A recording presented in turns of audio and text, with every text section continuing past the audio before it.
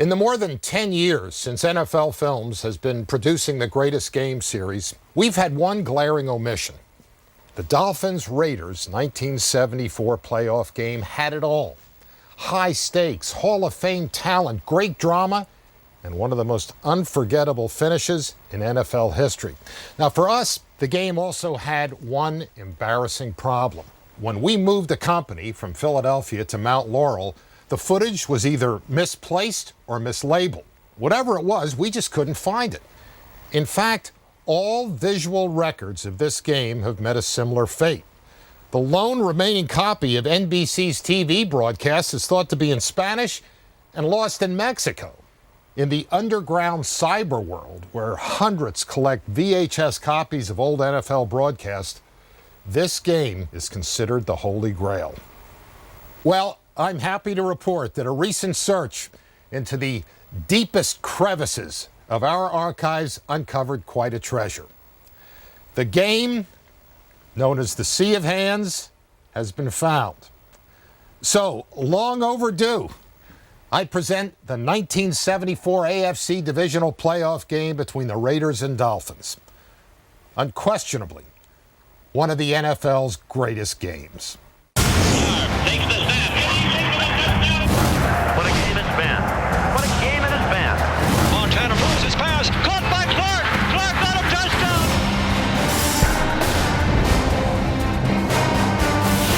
Touchdown Miami. Holy Toledo. What an opener. And he makes a diving catch at the 30. He gets up. Nobody's touching. I have only one adjective to describe that sequence. Awesome. Fading, looking. He's under the gun. He's tied, he throws.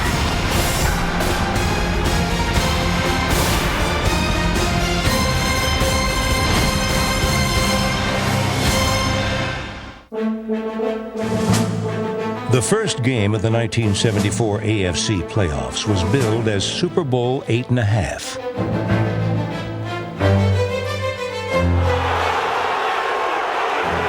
The Miami Dolphins, winners of Super Bowls 7 and 8, faced the leading contender to win Super Bowl 9, the league's self-proclaimed bad boys, the Oakland Raiders. You gonna have any fights this week? No. No fights? Oh man, we gotta have some fights. The autumn wind is a pirate, blustering in from sea. With a rollicking song, he sweeps along, swaggering boisterously. His face is weather-beaten. He wears a hooded sash with a silver hat about his head and a bristling black mustache. He growls as he storms the country, a villain big and bold, and the trees all shake and quiver and quake as he robs them of their gold. The autumn wind is a raider, pillaging just for fun. He'll knock you round and upside down and laugh when he's conquered and won.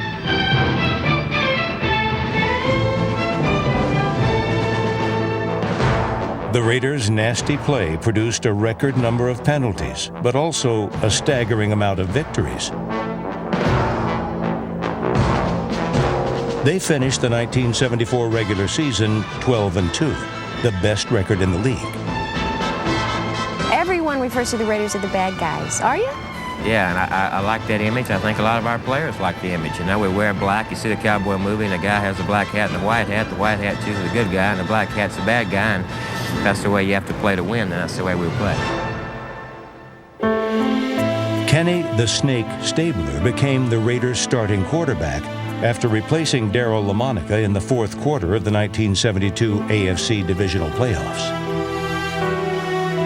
With 73 seconds to play, Stabler's touchdown run gave Oakland a 7-6 lead.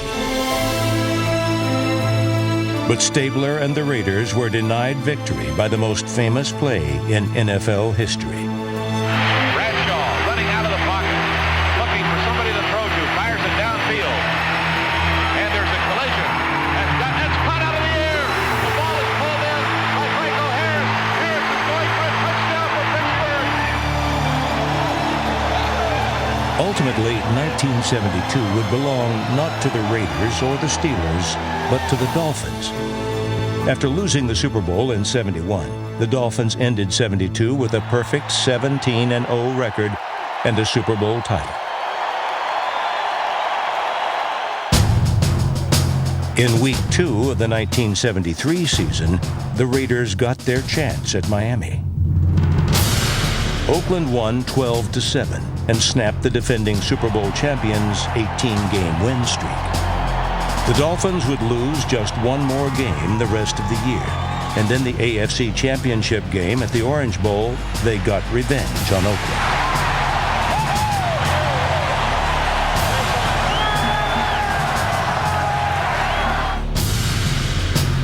Two weeks later, the Dolphins were again Super Bowl champions. It looked like our future was great, that we were going to be able to just continue to win and create a dynasty. At the start of 1974, running backs Larry Zonka, Jim Kick, and receiver Paul Warfield announced this would be their last season with Miami. At the end of the year, they would be leaving for the World Football League. And we get nothing back in return. It was never quite the same after that. You know, they were lame duck players that year, and everybody knew that they were going to be leaving after that. So, you know, we just didn't have that same team unity that we had prior to their deciding to make the decision to leave. I don't believe there was any change in the chemistry at all. Those are three wonderful players. They gave everything there was to give, as you had to for Coach Shula. In the final season, before three of their stars became Memphis Grizzlies, the Dolphins finished the regular season 11-3, the second best mark in the league. Yes, it was the last hurrah. I also was hoping, I think we were all hoping, that we could go out big. The Dolphins' road back to the Super Bowl would not be easy. Since playoff matchups were determined by division and not by record, the number 2 finisher drew the league's best in the first round. Our main goal is to get to and win the Super Bowl, and we knew that in order to do that, we were going to have to, or we'll have to beat Miami. And whether it's the first game or the second game, it really doesn't make any difference. They're the world champions. I think our defense and I know our offense is kind of looking to Miami. Kind of have a little score to settle maybe, after the thing last year down in Miami. So we're kind of excited about playing them, and I'm looking forward to it. We were starting to wear a label of not being able to win the big one because of being knocked out by that Miami team, by the Pittsburgh team. We always went to training camp in July knowing that we could handle the West. Where do we play Pittsburgh and where do we make Miami? This meeting would take place in Oakland Coliseum. The Raiders had the home field, but felt the Dolphins had another advantage: their very successful and highly influential head coach. Don Shula being on the competition committee made it extra hard, and it was always like the referees would get an extra pat on the back if they called something, and Don Shula liked it. The Raiders were the most penalized team in football because they played dumb football. It wasn't because Don Shula was on the competition committee. The Raiders liked the idea that people were picking on them or that they stood out in the crowd. And, of course, that just motivated Shula even more. I mean, he was motivated just probably the time that he first blinked his eyes on this planet. I don't think that anything good ever comes out of losing. That's my attitude. That's the attitude of our football team. Up next, 2 AFC giants, 2 Hall of Fame coaches, and a dozen Hall of Fame players square off in a game for the ages. The 1974 AFC divisional playoff between the Miami Dolphins and the Oakland Raiders, and the Sea of Hands, one of the NFL's greatest games.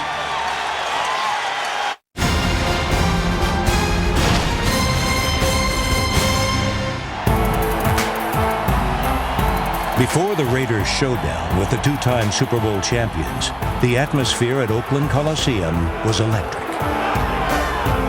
That stadium was always a crazy cauldron to play in. It just brought out the kooks.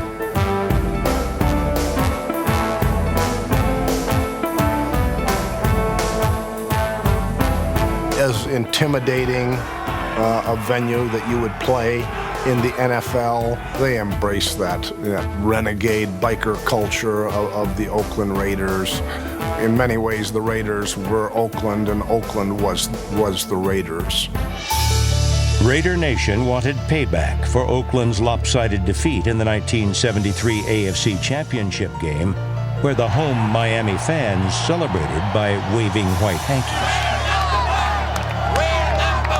I remember the press that week telling everybody to wear black underwear, girls bring in your black bras, your black panties, guys bring in black towels.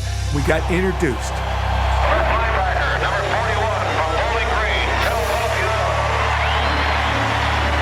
And I looked up in the stands and I saw the bras, I saw the underwear, the place was black.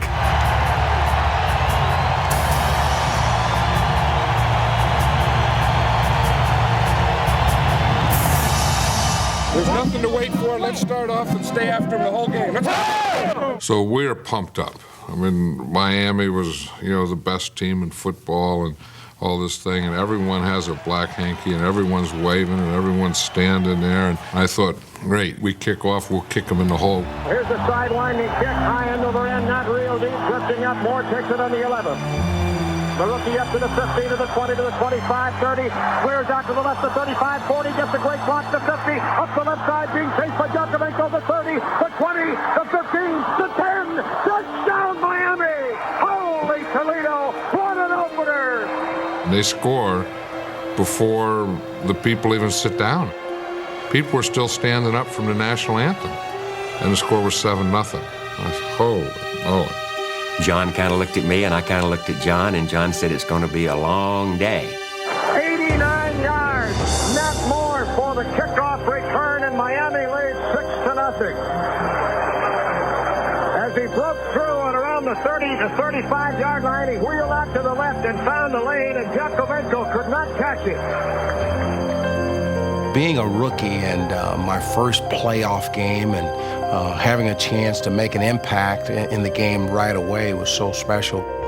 Just one of those plays where everything just opens up for you, and all I really had to do was run. The Raiders have not had a run back like that against them all year on a kickoff.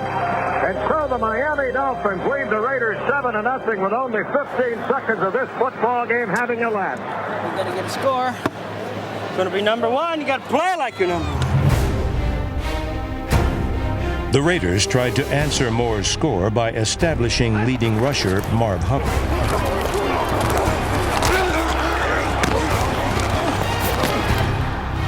After 4 runs netted 13 yards, Kenny Stabler called his first pass play. Stabler drops back for his first pass of the day. He looks. He throws upfield in the middle of the zone. It's deflected. It is intercepted by Anderson at the 30-yard line. Up to 35. Back to the 40, middle of the field, the 45. He's blocked out at the 48. Bob Matheson deflected the pass in front of Branch, and Anderson behind Branch made the catch. There were 4 men in that area of the zone. It's a dumb throw. I try to force one in there to Cliff, and somebody gets a hand on it, tips the ball up. Dick Anderson picked it off. At the end of Anderson's return, the Dolphins' great safety, Jake Scott, was clipped by his own man and injured his knee. So going from a happy moment and one of, good, we've got a chance to get down, score, and make it 14-0. All of a sudden, my partner of many years is not going to play the rest of the game, and the elation was gone pretty quick. I played in that game with ripped and shredded cartilage in my left knee and a completely separated shoulder. One of my arms was strapped down to my side. I could move it up about that far, just barely. It was actually held by a chain. We had a lot of people banged up, including myself. We had been a Super Bowl team. We're coming up on the 4th year of going 4 years straight. That takes a toll. Zonka's primary partner in the backfield, Mercury Morris, was out with a knee injury.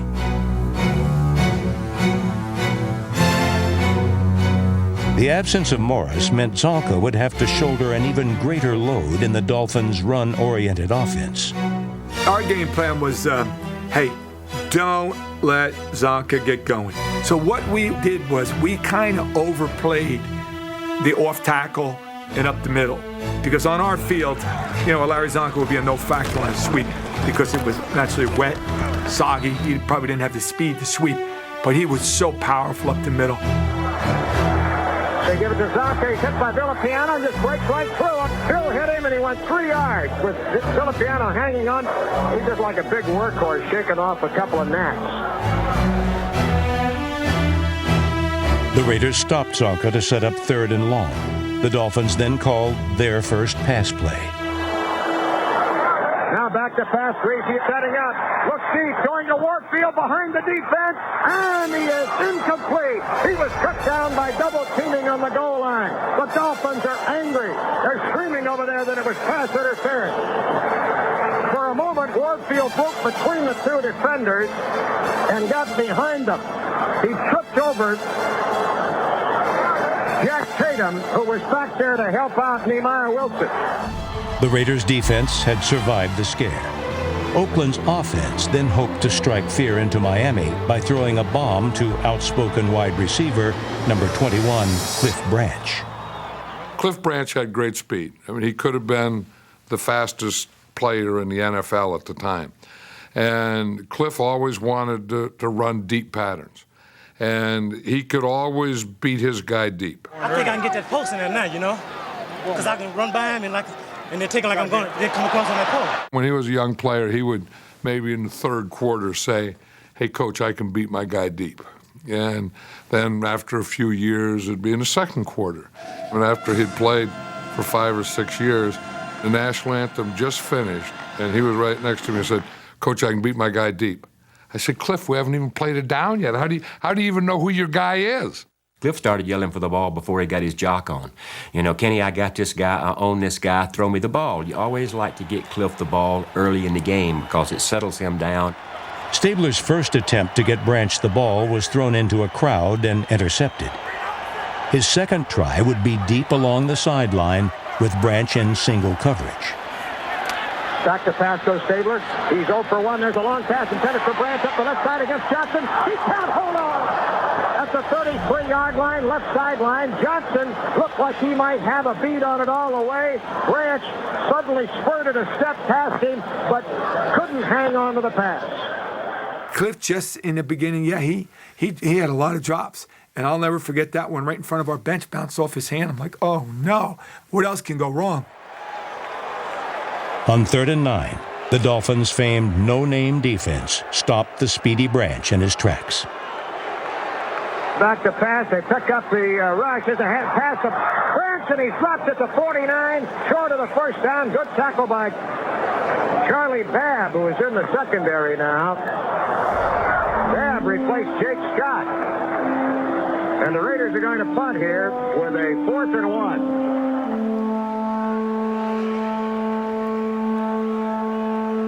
The game was less than 10 minutes old, but so far, very little had gone right for the Raiders.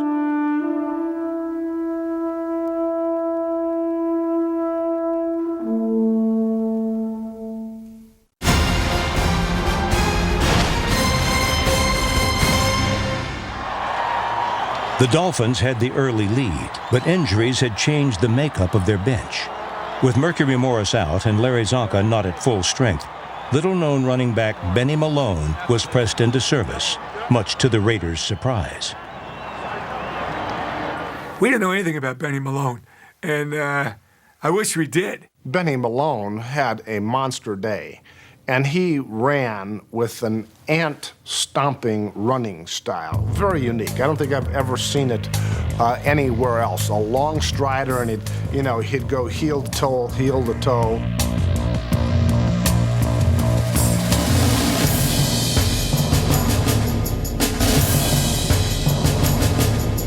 Malone finished the game with 83 yards and averaged almost 6 yards per carry.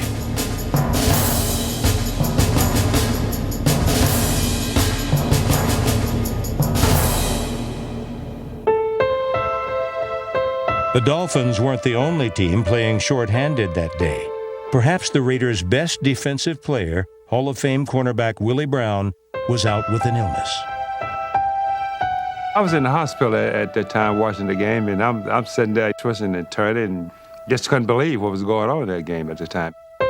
Brown's absence meant the Raiders would be relying on veteran cornerback Nehemiah Wilson to cover either Nat Moore or Hall of Fame receiver Paul Warfield. They played a lot of man coverage. That was the legacy of the Raider defense. We're going to lock you down man to man. So in the process, it gave us some opportunity to hit some plays. Moore makes the catch at the 48 of the Raiders, down to the 40, and upended by Nehemiah Wilson at the 38, just inside the sideline, 1st and 10. Now, Greasy nibbling away at the Raider defense. Willie Brown's not there. Let's go with this guy. And we try to give help, but you can't give us so much help when you're playing man-to-man across the board. On 3rd down, Bob Greasy again went after Nehemiah Wilson, who this time was lined up against Warfield. Greasy setting up with protection. He throws, batted down by Nehemiah Wilson, cutting in front of Warfield at the 25. Nehemiah, fine play on Warfield, the great veteran. After another defensive stand in their own territory, the Raiders' offense finally got on track. Stabler on a play fake, back to pass, rolls out to the left, throws back inside to Biletnikoff. He makes the catch at the 35, trying to peel back. He was dropped by Matheson at the 32. Fred was looking for a little running room, made a semicircle, and he had the 1st down, and by running backward and getting tackled, may have lost it. Now we're seeing something we haven't seen with Kenny Stabler most of this year. He is rolling out of there. He's not going straight back. Now, during a good part of this season, Kenny had problems with his knees and did not want to do that. Today, Kenny is rolling. He had lots of time that moving pocket.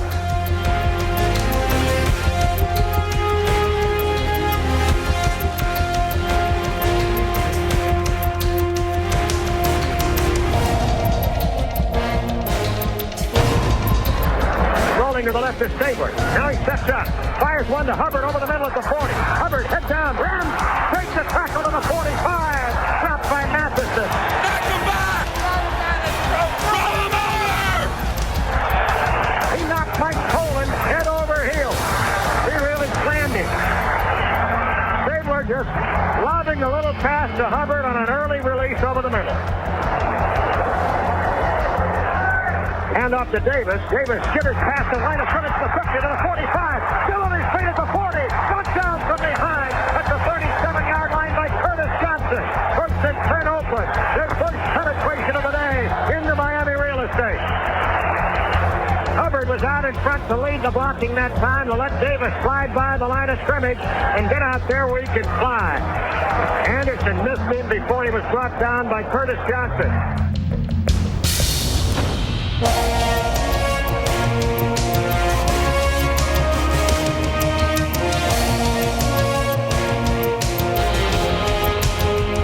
Two more Raider runs set up 3rd and 5 at the Dolphins' 31.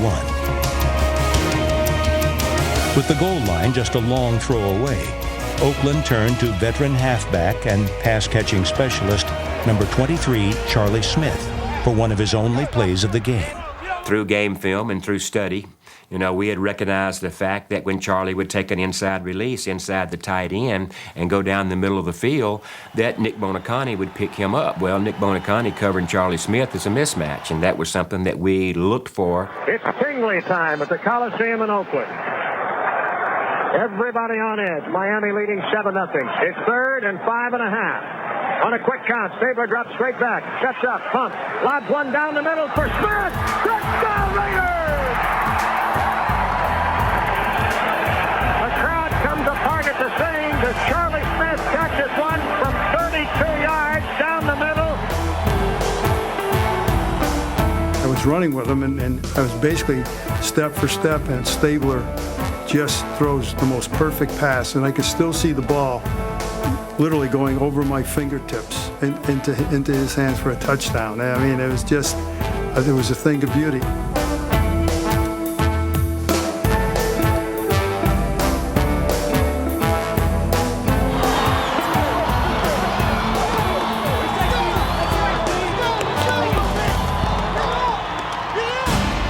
Up next, the wet Oakland field slips up the Dolphins. Let's see. Field conditions when you play against Madden. A lot of argument about that. Wonder why.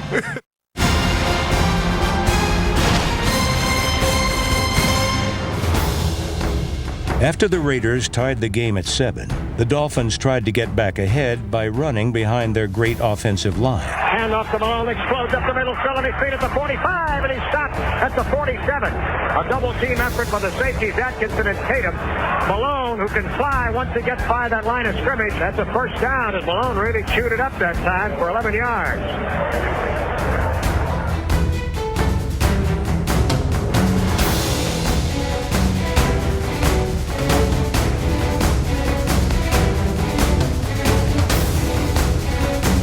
6 consecutive carries brought the Dolphins inside Oakland's 30, where they faced 3rd and 5.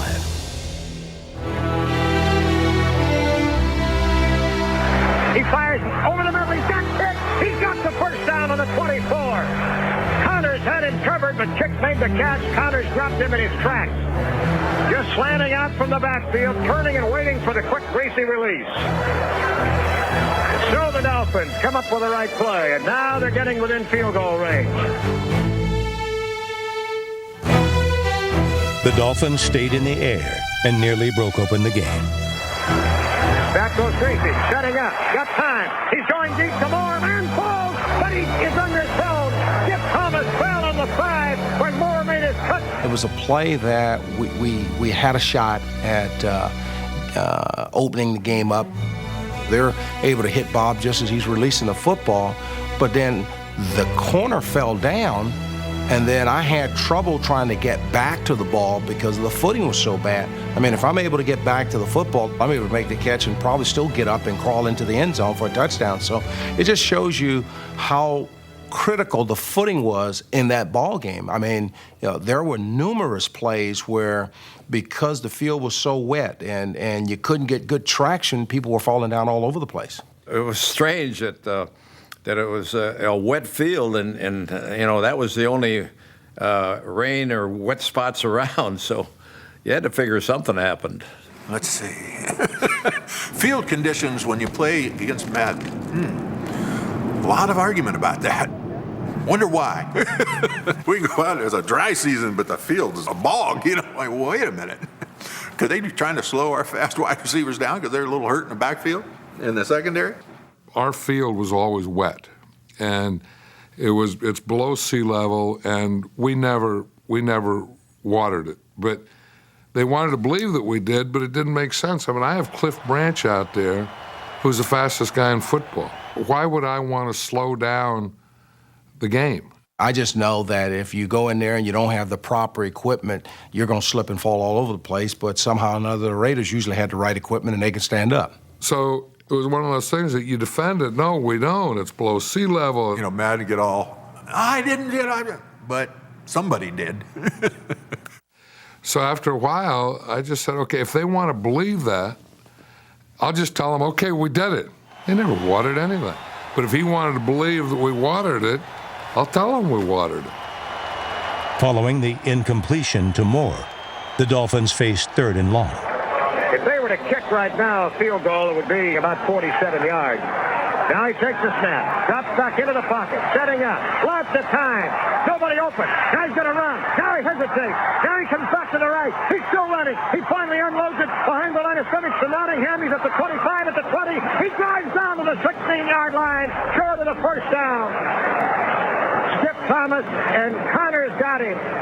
Reese extricated himself from a difficult situation. Looking left, looking right. The Raiders had everything covered, but Nottingham came back to the area where Greasy had retreated to the right, made the catch, had found some running room, and now Yepremian is in for the possible three-pointer, and he's surely got a better shot at it than he would if they'd have been able to sack Greasy.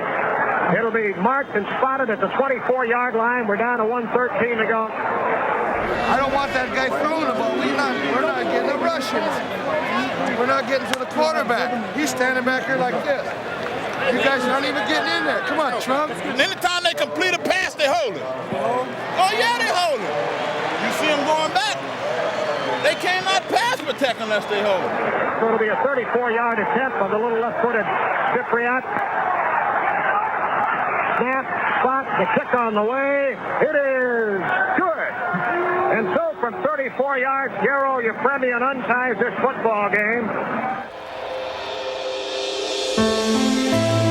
Kenny Stabler and the Raiders mounted one last drive before the half.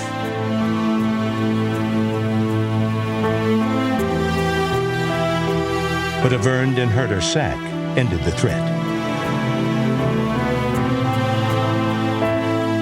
The first half ended with the Dolphins leading 10-7.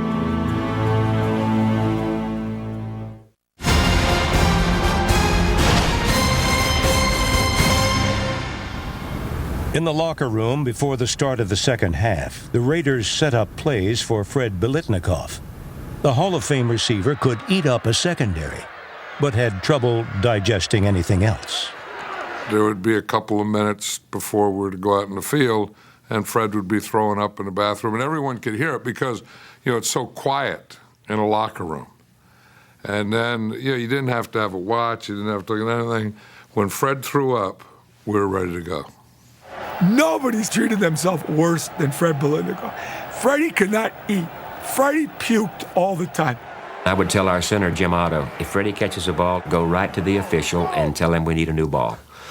Because you couldn't throw the ball after Freddie caught it. His puke would be stuck to his stickum that was on his socks. The man did not take care of himself at all. But he was a great receiver. Freddie never said a word. I mean, Freddie was kind of a jumpy type of lifestyle. You could walk up behind Freddie and clap your hands, and he'd stick to the roof like a cat. I could outrun him. He was not fast. He was not big. He was not strong. But he made the Hall of Fame, and he was just a great, great money ball player.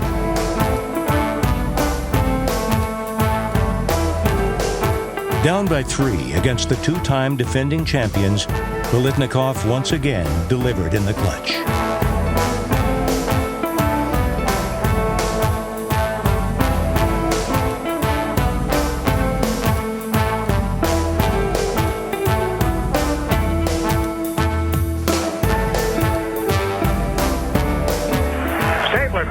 Back to pass with time to throw. He fires one to Fred, shot at the 45, down to the 40. He's hit, and he dropped at that point. Kenny during the season might be a little lazy on those throws, but not in this game and not on that one. He really pegged that.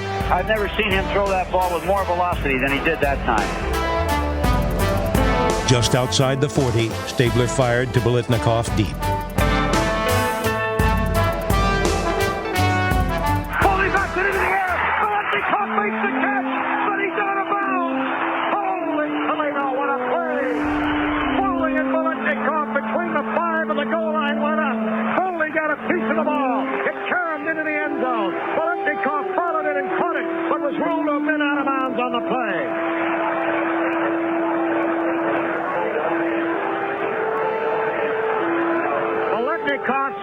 Perhaps 6 inches of the front part of his left foot out of bounds. We looked at that on the replay.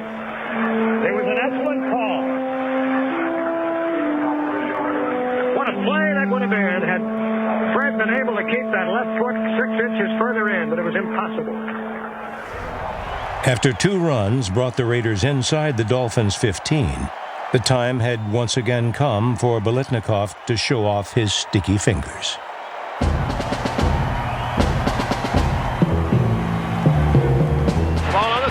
Second and 10. Stabler back. Looks left. Throws right. Biletnikoff. A leaping catch. Touchdown!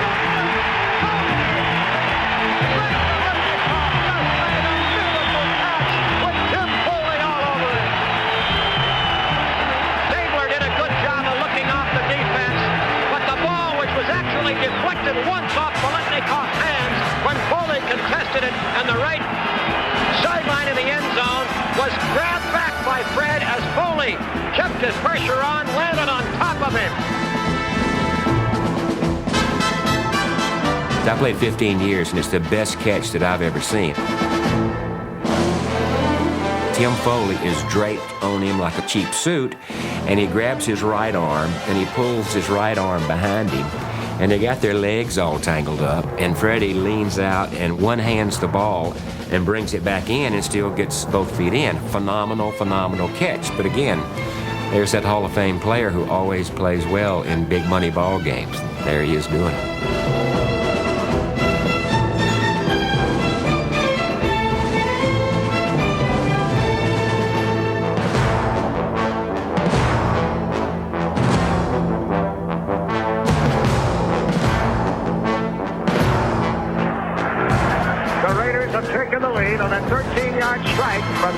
the Biletnikoff. His Fred is giving a clinic out here today. And for the first time, the Oakland Raiders lead the Miami Dolphins. I'm out on the field. 8:05 left. We're in the third quarter. Scoreboard shows Oakland 14, Miami 10.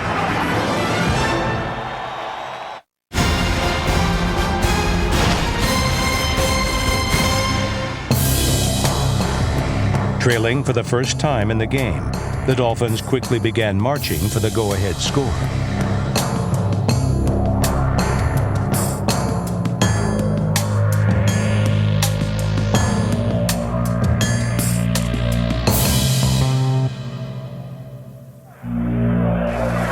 Back to pass goes to Gracie. He looks, he's going deep to man, to more, way down the left side. It goes through his hands at the 5-yard line. Moore got behind Skip Thomas. Or he could fly. And Skip Thomas lost a little bit to him at the 5. Moore had the daylight. The ball went through his hands as Gracie put it as much on the money as any man could ever hope to do. I was a half a step too slow. I mean, it was a good throw by Bob. You know, he put it out there where only I can get it. It was just off my fingertips. And, you know, probably one of those plays where if I had to do it all over again, I would have laid out and tried to make the catch. Instead, I tried to run through the ball, just a misjudgment on my part. I think Bob made an outstanding throw. The incompletion set up one of the game's crucial plays. 3rd and 7. Big play again. Backpedaling is Gracie into the pocket. He looks, he's got time. He's going deep up the right side. Villapiano covering and called for pass interference. The ball was thrown 5 yards away from the receiver. Tip.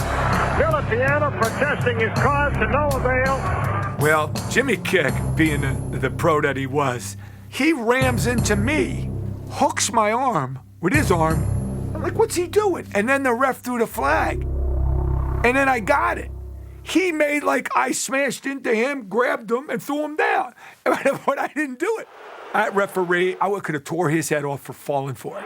Raiders have been penalized 59 yards to Miami's 15, and there could be the pivotal play of the game. And the Raider defense really on the spot now. Shula took advantage of Villapiano's penalty and called a deep pass to Paul Warfield, matched up against backup Nehemiah Wilson. Here comes the rush. He rifles it. A man falls all alone. Warfield makes the catch for a touchdown for Miami. No good. Paul Warfield kind of did a little move to the corner, and Nemo, he slipped and gave him an easy touchdown.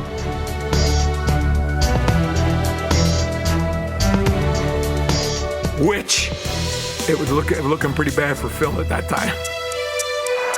Falling was Nehemiah Wilson as Warfield made his corner pattern move into the deep left corner of the end zone. All Greasy had to do is keep from falling down or having a heart attack. He could have thrown the ball into the air anywhere in an area of 8 or 10 yards, and Warfield had to run under it, and Greasy lobbed it up to make sure that he gave him room. And so, Paul Warfield, the man who so often gets free and breaks the heart of opponents, did so this time when Wilson slipped on the cut. The Raiders' first lead of the game had lasted just 80 seconds. Garo Yepremian's extra point attempt was blocked. Midway through the third quarter, the Dolphins' lead was 2. Up next, the Dolphins threatened to put the Raiders away.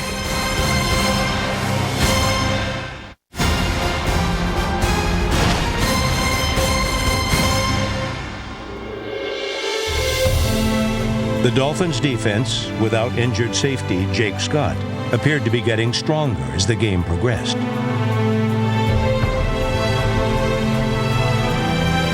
Ahead by 2, with just over a quarter to play, the unit once again displayed the grit of a champion and smothered the Raiders on the next 2 possessions.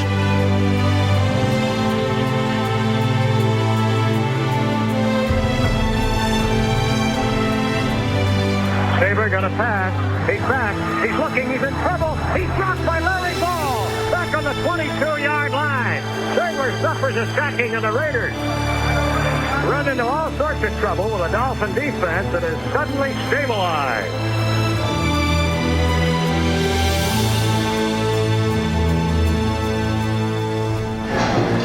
got to get some yards on the ground. We don't have 50 yards on the ground, you know? With another touchdown, the Dolphins had a chance to put the Raiders away. Greasy dropping back to pass. Looks, fires quickly up the left side. Warfield makes the catch and gets out of bounds on the 36. The Raiders had a rotating zone that time, and he went right into the area, and he made the catch at the 36. Miami returned to the run, but the Raiders' defense held its ground. After a stop set up 3rd and 3 inside Oakland's 30-yard line, the Dolphins tried again to isolate Paul Warfield on Nehemiah Wilson. It's important to the Raiders that they curtail this drive to no more than 3 points for the Dolphins. They get an 8-point lead, then they've got themselves a good situation. Warfield to the left, Moore to the right. Now he takes it, drops straight back. He looks, he throws to Warfield, who drops the ball on the 20-yard line. 3rd and 3, and we put the call on, and we get the coverage we want. Paul Warfield comes wide open. Greasy gets him the ball, and Paul drops the football, which is, you know, you just can't believe it happened. Was he looking back? I'd give that to the secondary.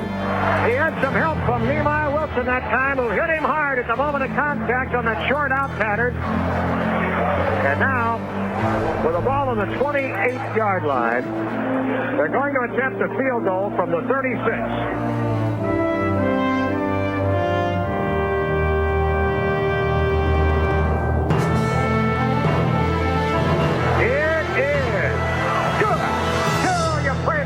His longest field goal of the year, 46 yards. And time is out on the field with 11:50 to go in the ball game. Scoreboard showing Miami 19, Oakland 14. Coming up, the Dolphins get weaker at secondary, and the Raiders take advantage. I don't think that I ever thought there was a backup player over there. Didn't matter who was over there. Cliff's going to run by him.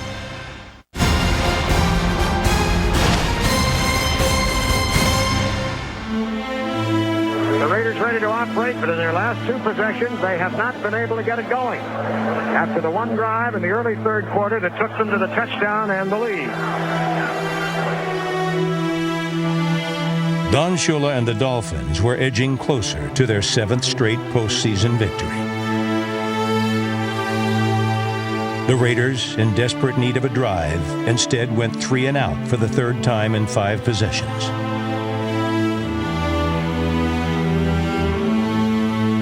The game and the season appeared to be slipping from the Raiders' grasp.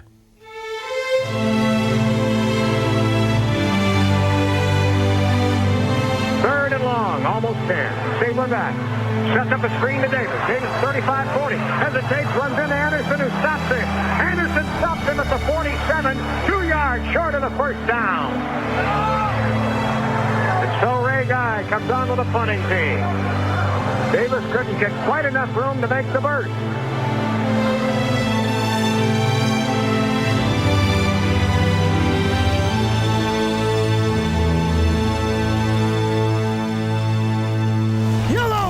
With the game drawing to its conclusion, the Dolphins likely needed one more score to finish the Raiders off.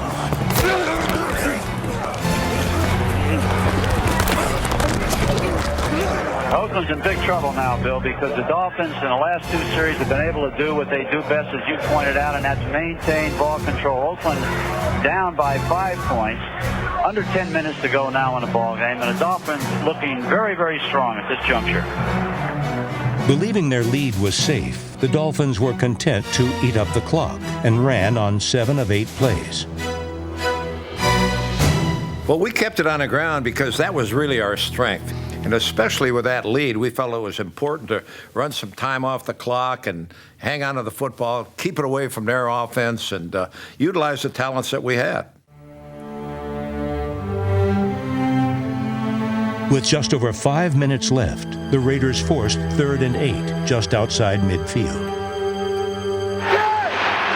This is the kind of a defensive stop now that the Raiders have to have here to force that punt, get their hands on the football. 3rd and 8.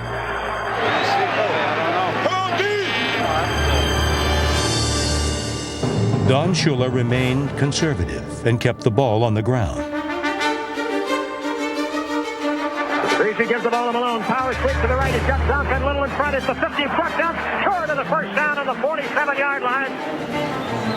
Shula's willingness to punt the ball back to Stabler rather than try for more points did not sit well with the Raiders.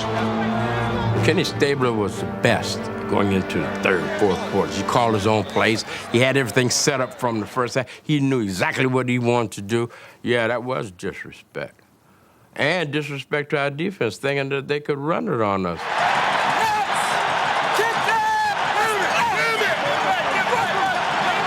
You know what I mean? It's like, hey, we're Miami. We'll run this thing. You know, no. So the Dolphins forced to punt as Seipel comes into the ballgame. The Raiders must make use of their next possession here.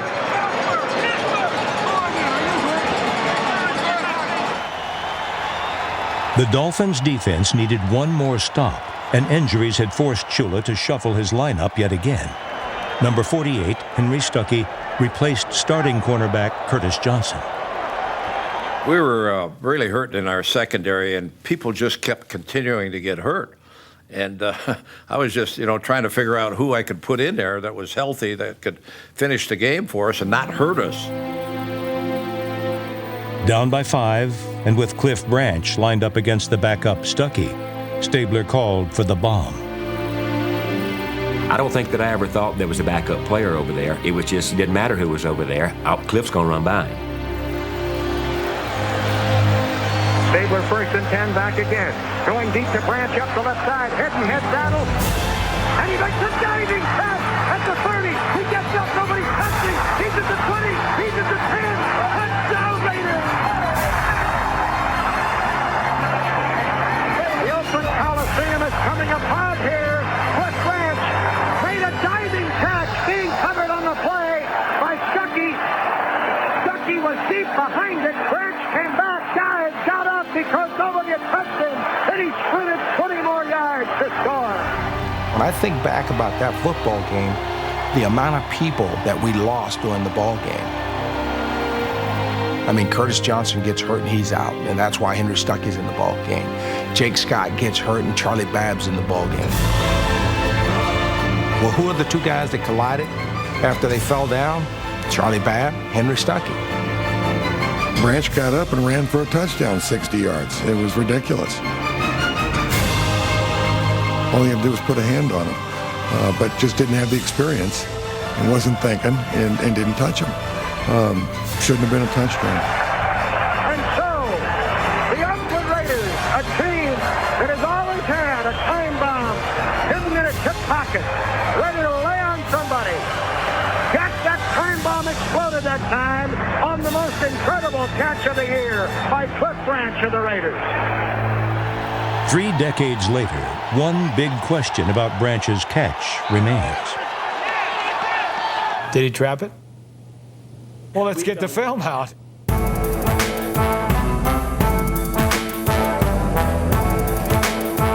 Yeah, he caught it down low.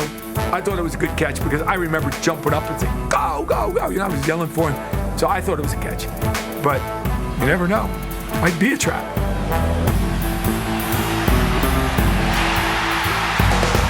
The play stood, and with just over 4 minutes left, the Raiders had a 2-point lead. Up next, one of the wildest finishes in NFL history.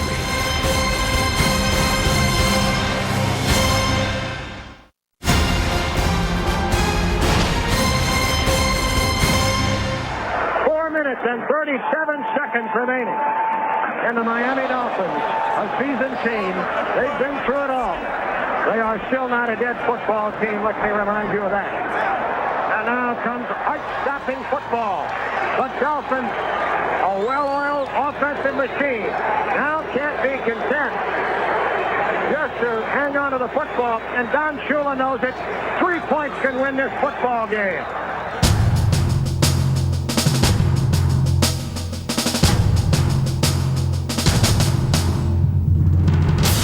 With just over 4 minutes left, the Dolphins struck quickly.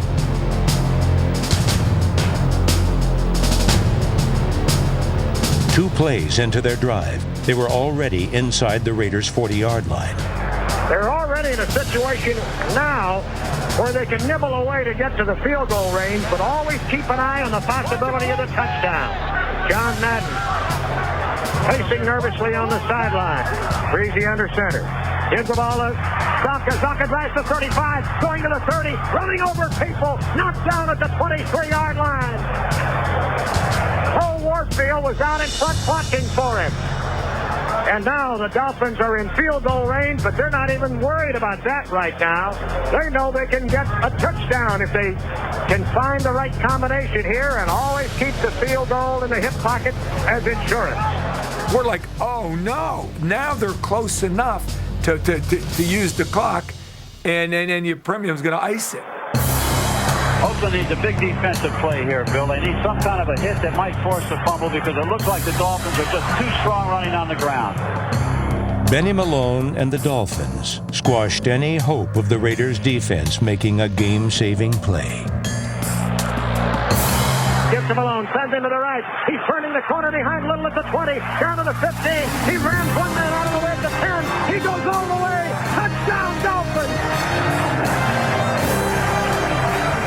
Benny Malone with a startling run of 23 yards. And Miami is back in front, 25-21. Larry Little was in front to clear the way from other would-be tacklers. It was Thomas who appeared to have him stopped, and he just banged him off. Jumped under another tackler and went into the end zone to spike the football. So the Dolphins are back in front. And it took them 2 minutes and 29 seconds to do it. I have only one adjective to describe that sequence. Awesome. Absolutely awesome. I remember the play like it was yesterday. Yeah, that hurt. That hurt. They hadn't tried to sweep all day. I said to myself, let me back off, and kind of get a little bit on the inside, figuring I'm going to meet Zonka somewhere in there. Lo and behold, Marv Fleming hooked me so bad.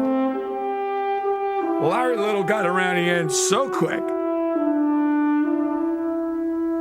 Here's this Malone running down the sideline, and he scored so quick, there was still time on the clock. So now they didn't wipe out the clock. They didn't kick the field goal. They scored a touchdown. But if we could answer, we could win the game. The same thought had occurred to many of the Dolphins. There were a lot of other good plays that we had and I had in my back pocket. And when I saw Benny go around the end, I said, Benny, no, Benny, come back. We've got to take some more time off the clock. He just tears off and goes in, and I'm thinking, we may have scored too soon.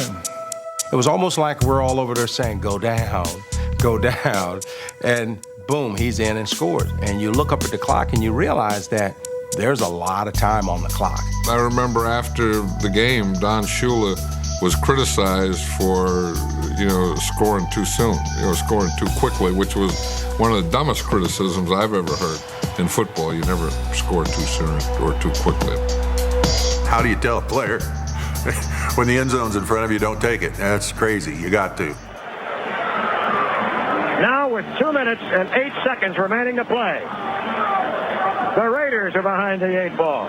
It's they who must operate with their 2-minute offense as John Madden ponders this from the Oakland sideline.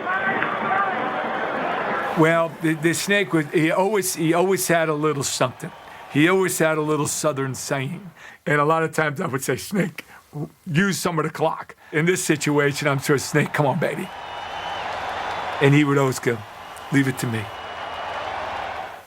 He was just so cool. That's why we called him the Snake. And nobody I would rather have back there at quarterback for this final drive than Kenny Stabler.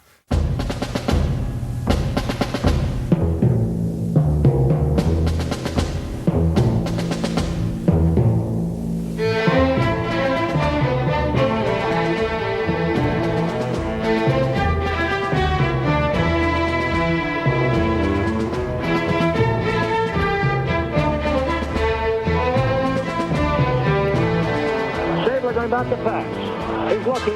He throws. On the top, open at the 50, makes the catch. Down to the 43, he's blocked.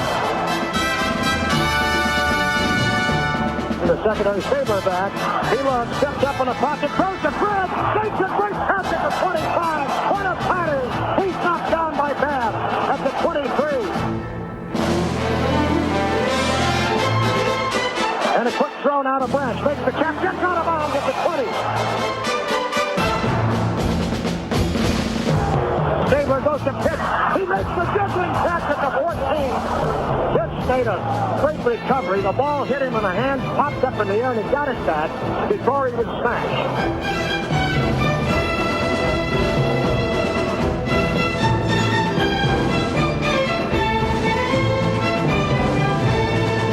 They give to Davis. Davis drives to the 8-yard line, hitting off the left side, and the Raiders expend their last timeout. I came off the sidelines, and John's an unmade bed, you know. Kenny, what you want to do? What are we going to do? What, you know, this. The play was designed for either of the Raiders' two great receivers, Fred Biletnikoff on the right or Cliff Branch on the left. Both would be covered, setting up one of the most improbable finishes in NFL history. But the Miami Dolphins, great pride, looking to be the first team ever to play in 4 straight Super Bowls and win 3 straight. They are a team that has been through it all, and they know that they could come up with one big play. I really felt that what we needed was somebody to hit him from the blind side to knock the ball loose, or somebody to hit him as he was throwing. I knew Kenny, if you didn't touch him, they're not going to be stopped. They are on the 8-yard line, and now 35 seconds are left.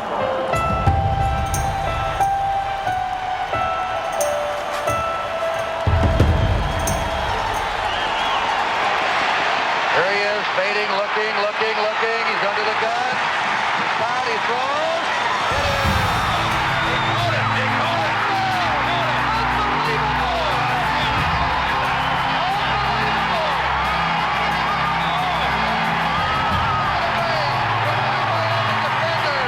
With 26 seconds to go.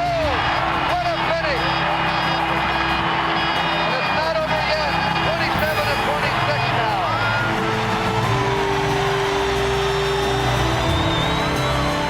I didn't know how we were going to get it in.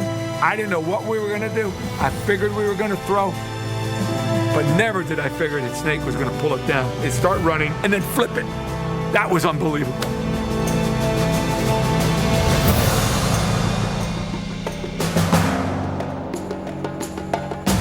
I thought they had him. I thought they had the sack. All of a sudden, as he was going down, I saw him release the football. That ball looked like it was going end over end, and there was no way in hell that anybody was going to catch that thing. You look at some pictures of that and you think that he just threw it up in there.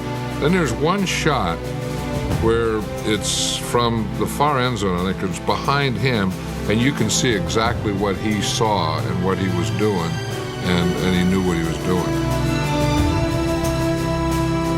Amid a sea of hands, Clarence Davis emerged with the football. Clarence made the play because he wanted the ball more than anybody else, and it was a throw that probably should have been intercepted. It looked like he might have been lobbing it into the promised land for Miami. But no, Mike Colin couldn't get there. Davis got there first. I thought I had just a clear interception.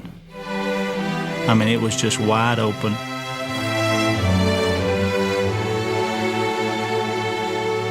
I had room to put my hands around the ball, and obviously it was at the same time Clarence put his grip on the ball. He was coming toward the ball and had the leverage and obviously a better grip than I had. When you drew up that play, the last receiver that you would throw it to would have been Clarence Davis. Clarence was a huge heart, great runner, tough kid, wonderful person, worst hands on the team. I mean, this guy couldn't catch a cold.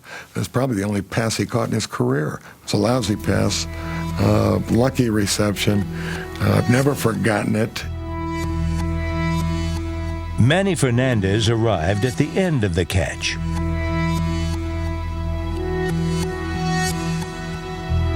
As Raider fans stormed the field in celebration, Fernandez was ready to make another late hit. a Raider fan came on the field. As I was standing there, he came over and he punched me in the stomach, and Manny pummeled him to the ground. And if he wasn't pulled off, Manny would have killed him.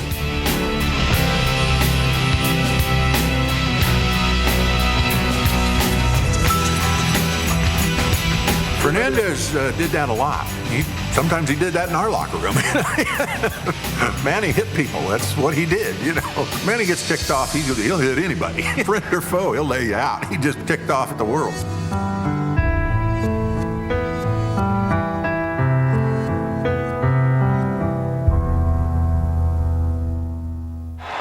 With 26 seconds left, the Dolphins had one last chance to land a final punch.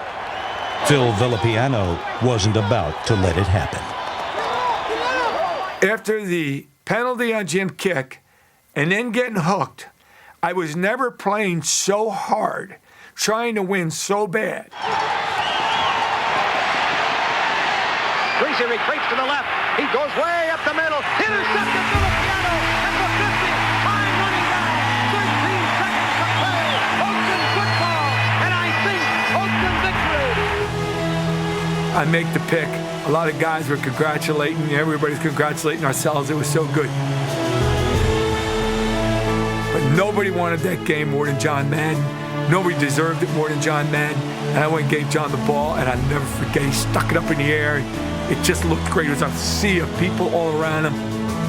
What a game. What a game. And it was one of the greatest moments of my life to be part of that game.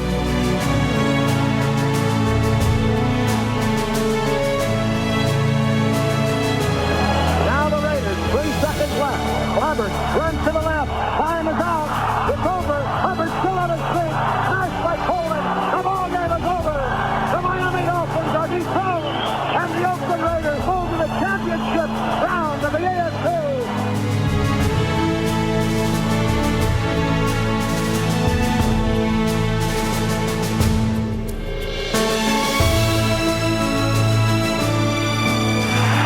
I guess Alameda is still the house of miracles, huh? The house of throws. You'll never see a better game than this one, ladies and gentlemen. I'm sure you'll agree. Frankly, it was maybe the greatest football game I have ever seen. It was just incredible. Raider fans flooded the field as the Dolphins tried to make their way off it.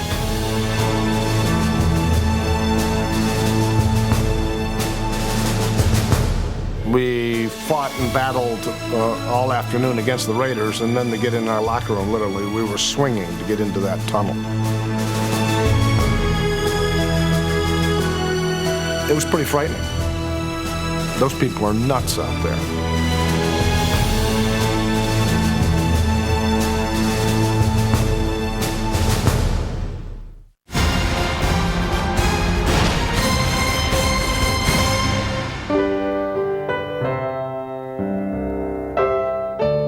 After 3 successive AFC championships and 2 straight Super Bowl titles, the loss to the Raiders ended the Dolphin dynasty.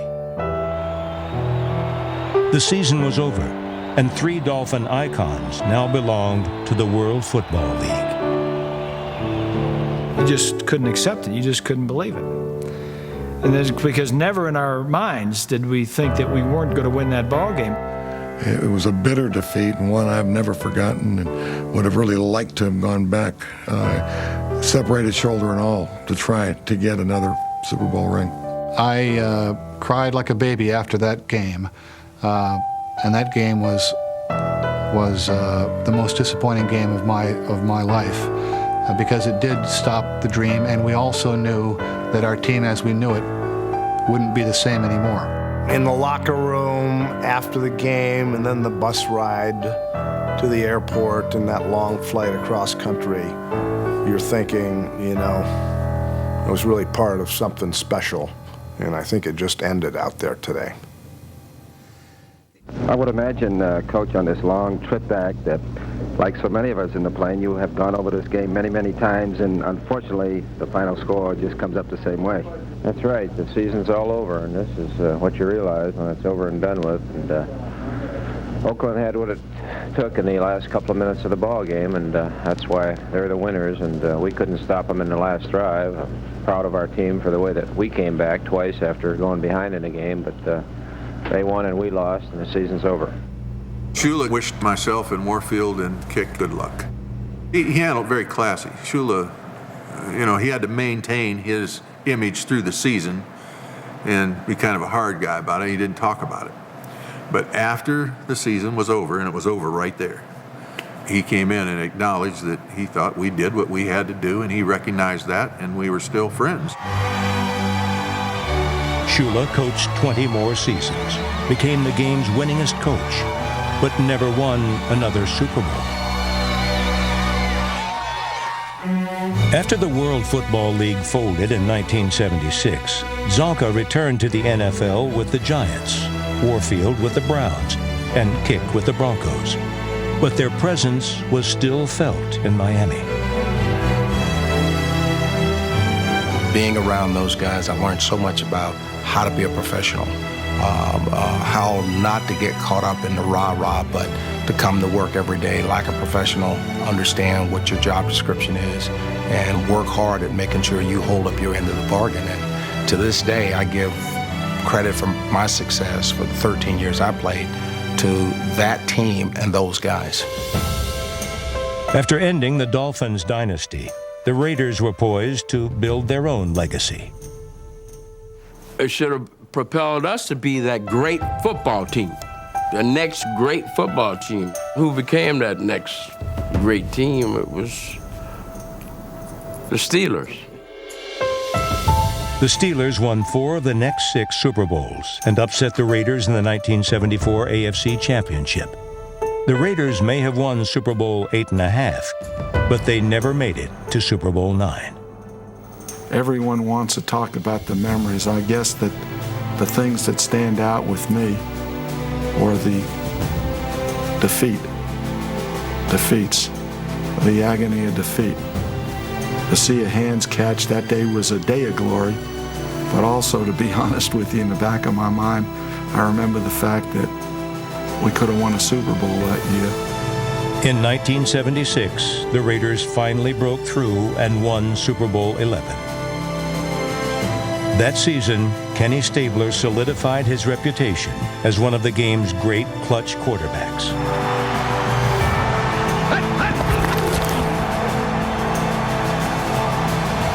Stabler rolling to the left. He's going to go. Woo! Runs it in. Kenny Stabler, touchdown Oakland. In 1977, his 4th down completion to Dave Casper in a playoff game against the Colts led to an overtime victory and earned the name the Ghost to the Post. In 1978, Stabler produced another one of the game's great miracle finishes, the Holy Roller. Stabler back. Here comes the rush. He sidesteps. Can he throw? He can't.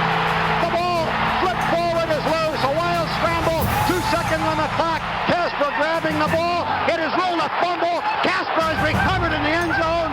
The Oakland Raiders have scored on the most zany, unbelievable, absolutely impossible dream of a play. I've been blessed to being able to play in some games that have had memorable plays, And in most of them, we found a way. We didn't find a way in Pittsburgh with the Immaculate Reception. They found a way. But in these other games, it was always that kind of attitude, and it was never really spoken and never really said in the huddle or at practice. It's just kind of a belief that we all had. Go do your job, go do what you're supposed to do, and somebody will find a way to win. In no game was that more true than the 1974 AFC divisional playoffs and the Sea of Hands.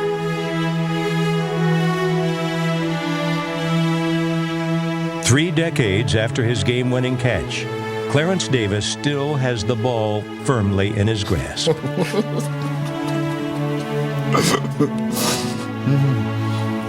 That's how much I wanted. I wanted a lot more than them. Davis holds on to the ball. Everyone else holds on to the memory. every time that I reflected on that game, you know, it was just like a nightmare to me. You know, Denner having him by the ankles, you know, the quarterback sack on the way, Stabler falling down, the ball going end over end, thinking that we're going to intercept the ball or surely knock it down, and then Clarence Davis making the catch.